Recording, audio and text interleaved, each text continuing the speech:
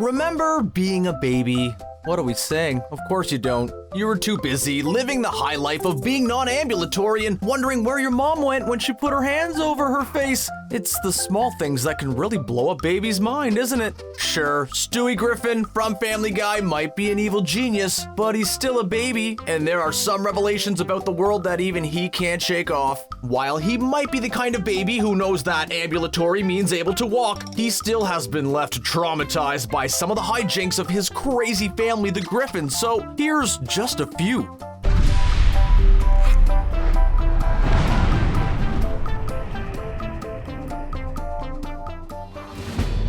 Wrong nipple.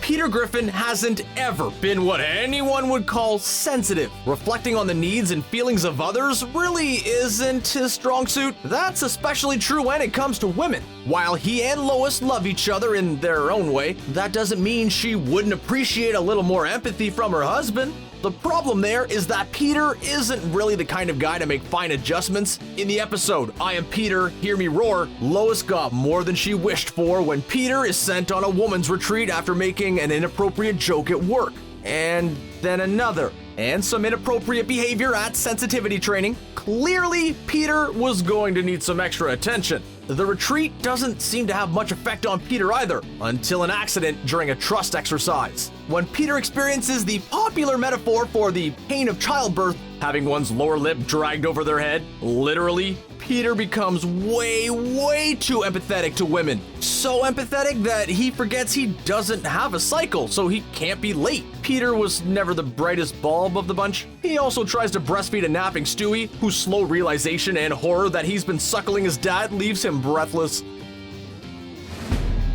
2 for flinching.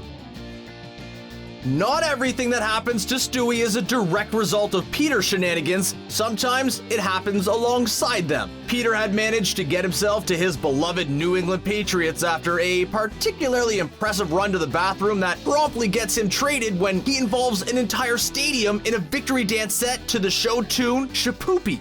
Peter has a tendency to overdo it. This got Peter sent to the London Silly Nannies, who didn't seem to have a real understanding of American football. Meanwhile, Brian and Stewie had become fans of celebrity boxing. Stewie especially, as he started to bet on the matchups. Brian took the seemingly sure bet for Mike Tyson to beat Carol Channing, but you apparently shouldn't underestimate triple threat actresses. When Brian doesn't take the gambling debt seriously, Stewie shows Brian how serious he is by beating Brian with a golf club. And then shooting him. Oh, and then using a flamethrower. Stewie really wanted his money. After Brian settles his debt, Stewie offered Brian a freebie. But instead of taking that shot immediately, he held on to it. This drove Stewie crazy, anticipating the blow, eventually hitting himself just to get it over with. Brian did take his freebie with a passing bus by the end.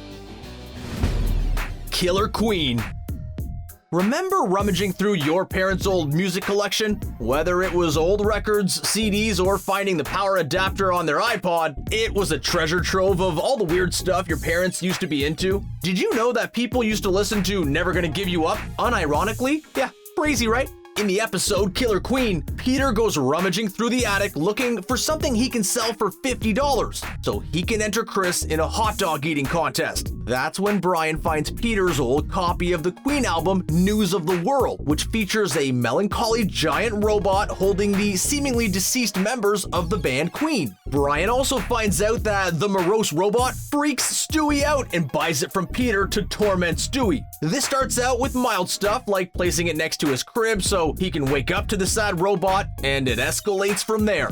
Stewie doesn't understand why the robot is sad, why it's bleeding, or why it killed Queen, but he knows that it's coming for him and Rupert. When Brian finds the traumatized Stewie in a suicide pact with Rupert, he tells Stewie that Queen is mostly okay, allowing Stewie to come to terms with the album cover and use it to save Chris from a serial killer, because Family Guy. Off a bridge.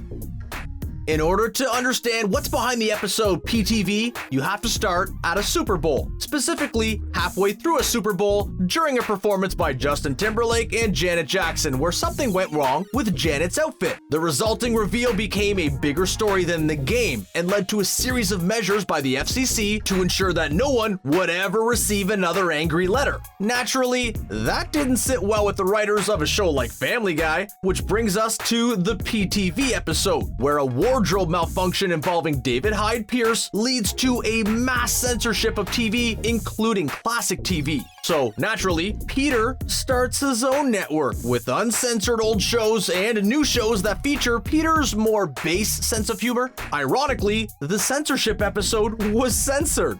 In a scene that was only on the DVD release, Peter stars in a Jackass-style show where he does challenges, including dropping a deuce off a bridge over a highway, which lands on Lois's car with Stewie in it. The aftermath leaves Stewie pretty scared. In the next scene, he can be seen shaking, muttering about how the windshield wipers aren't helping. Hey, you think this is why he keeps saying, "What the deuce?" New Brian and Rupert. That wouldn't be the only time trying to emulate Jackass would get Peter in trouble. In the episode The Man with Two Brians, Peter attempts a Jackass-style stunt that lands him in a lake needing rescue. Ever the faithful dog, Brian swims out, but time catches up with us all, and now both Brian and Peter need rescuing. Rather than facing the aging of his friend and companion, Peter deals with it in a Peter way by getting another dog and naming it New Brian. New Brian is everything that old Brian isn't. Positive, supportive, and energetic. Even his dog gas is better received by the family. Seriously, we've loved some dogs, but not enough to also love their dog gas? That must have been a very likable dog. Having been replaced, old Brian leaves. Of course, the new cheery Brian doesn't sit well with the more cynical Stewie, so he sets about getting rid of new Brian. Of course, it's not the usual setup or pranks that finally gets new Brian out of the Griffin's life, but instead, a revelation about some of new Brian's activities. It turns out he also knew Stewie's teddy bear Rupert, biblically. Yeah, no one heard from new Brian after that, and Stewie spent some time in the shower telling Rupert that it would be okay. Stewie versus Death. The Griffins get around. In the very first episode of the show, the family met Death, not as a concept, but as a being in a cloak, carrying a synth who had twisted his ankle trying to chase Peter. Despite the Griffins' casual acquaintance with Death as a concept and being, and Stewie's long-held ambition to kill Lois, it turns out that Stewie wasn't aware of what dying was exactly. When his grandmother, Peter's mom, died, Brian had to explain to Stewie what death really is. Naturally, this blows little Stewie's mind. Having a bit of an existential crisis, Stewie has Brian take him on a tour of the world's religions in search of the answer to what happens to us when we die. This includes Brian's belief that nothing happens after you die. It's all too much for Stewie to take in. He decides that life is meaningless and tries to bring his to a close only to give himself the power to create toast. With the power over breakfast starches, he's broken until Brian tells him that no one knows what happens afterwards, so they have to find meaning in the life they have. Of course, when Stewie suggests that meaning might include a future as a singer-songwriter, Brian reintroduces the option of ending it now.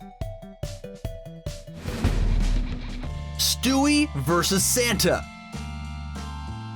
When you get right down to it, Santa is a pretty freaky concept. Traveling the world to sneak into people's houses and leave presents? The toys are made by elves, but they tend to have brand names on them. Then there's that whole watching when you're sleeping and knowing when you're awake to judge you for toy worthiness. That's just creepy. And Santa's favorite cookie just happens to be Dad's favorite cookie. What are you trying to pull, Santa?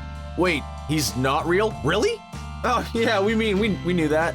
It's the watching you while you're sleeping and knowing when you're awake bit that freaks Stewie out. Being a budding evil mastermind, he begins to try and guess how Santa pulls off mass surveillance. This leads to a nightmare where Stewie imagines that if Santa catches you awake, he makes you into one of his elves. They have to come from somewhere, right? When Stewie gets his chance to meet who he thinks is Santa face to face at a local shopping mall, he makes a bargain. Be a good boy in exchange for plutonium. This includes giving a speech to his rampaging mom about the spirit of Christmas. In later episodes, Stewie would get to meet the real Santa Claus because why not? Unreal TV. Fandom can lead you to some pretty weird places. You find yourself obsessing over every little detail, categorizing each different part of the show. It's some pretty crazy stuff. Stewie's favorite show is the Jolly Farm Review, a magical farm with a storytelling pig, a singing lamb, and the angelic host, Mother Maggie. Stewie might want to conquer the world, but he's still a baby. Stewie plans a visit to the Jolly Farm, which sets up one of Family Guy's Road to parodies. Seth MacFarlane is a big fan of old musicals, and it shows in his tribute Seth MacFarlane episodes to the road comedy musicals of Bob Hope and Bing Crosby. After a mix-up with the planes and a few jaunty numbers between during awkward situations, they end up at Jolly Farm, only to find out that Mother Maggie has a harsh Cockney accent, and Pengrove Pig is a grumpy old dude wearing a pig helmet. A little bit of Stewie died inside that day. He swore off the show, but it didn't take. In later episodes, he watches it and even gets a role on the American version. Hey, when you're a fan, you're a fan. What are you gonna do? F-flat.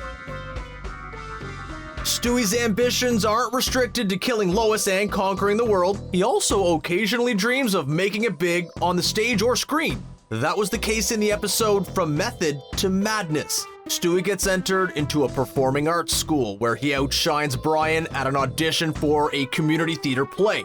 While he thinks he's doing great as a popular kid, he finds out that he and his rival, the stuck-up Olivia, are about to get the boot. It turns out that neither of them are as good as they think they are separately. To save their position in the school, they quickly form a duo singing act that goes over so well that they begin to tour with it. In the world of Family Guy, there's still room for vaudeville-style singing acts featuring two toddlers with strangely strong voices. They're not able to overcome their differences and eventually have a falling out with Stewie thinking that she's singing flat. The act breaks up, and while Stewie's fame fades, Olivia's soars. This drives Stewie crazy, literally. He ends up in a padded room wearing a straitjacket until Brian brings him a tuning fork and Stewie discovers that he was the one who was flat. Apparently, that's all he needed. Stewie and the Cup.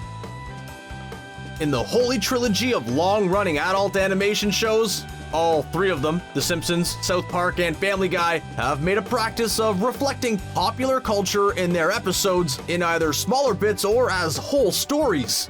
Both Family Guy and The Simpsons are more traditional in their production, taking much longer to go from script to screen. That means they're unable to react in real time, so to speak, to things that happen, but they still make the occasional reference to things that are part of popular culture. In the episode Back to the Woods, James Woods seeks revenge on Peter for trapping him in a box, stealing Peter's identity, and becoming him. It's a long story. When Brian protests, he's made into an outside dog and put on a leash in the yard. Brian tries to get Stewie to help, but he won't because Brian made him watch Two Girls, One Cup. If you don't know what that is, you're probably better off. It was a viral video that was so disgusting that recording other people's reactions to it became a big thing on YouTube for a while, which is what Brian does to Stewie. The video is appropriately shocking to Stewie until he starts looking for a Two Guys version.